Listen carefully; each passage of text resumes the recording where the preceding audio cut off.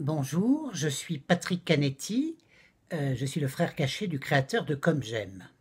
Nous souhaitons que les gens qui vivent mal le trop-plein de manifs retrouvent leur forme. On est tellement sûr de notre programme, on est tellement sûr que ça va vous plaire, on est tellement sûr que ça va marcher pour vous, dans la rue, mais pas en rang serré, qu'on est prêt à vous offrir des arguments pour rester chez vous. Merci d'avoir choisi Comme J'aime. Et oui, apparemment, ça se défile au défilé. Jugez plutôt Mélenchon, le Mirabeau de la 6ème République. La République, c'est moi!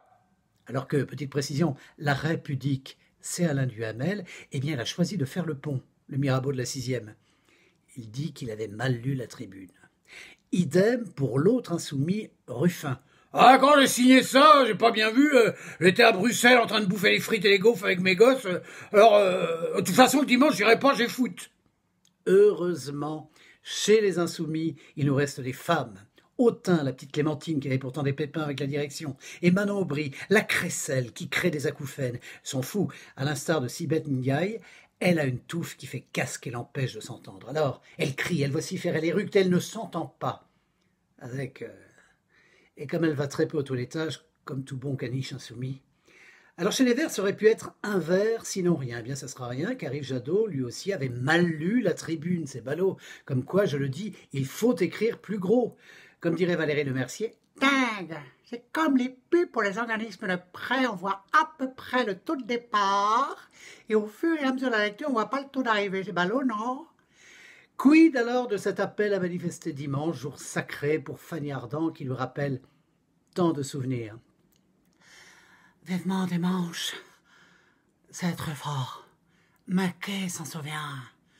Aujourd'hui, quand les gens m'interpellent dans la rue et me parlent de Truffaut, c'est le plus souvent pour me demander où est cette grande jardinerie. Pauvre François, paix à son âme.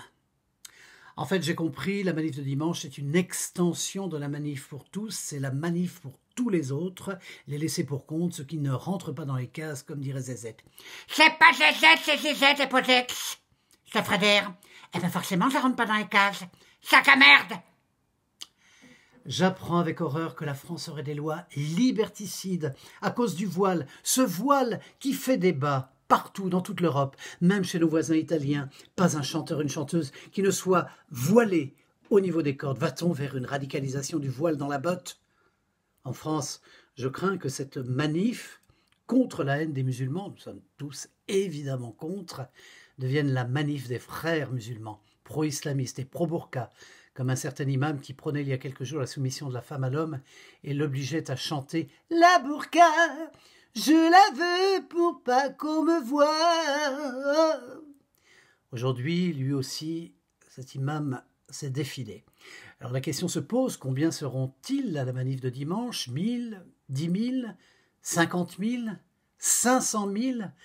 Comme dirait Isabelle Balkany en tirant sur sa clope, 500 000, c'est pire ce qu'il nous faut pour libérer Patrick. La cagnotte? Eh oui, pensez-y en manifestant. Je rappelle que le 11 novembre, on honorera ceux qui ont défendu la patrie.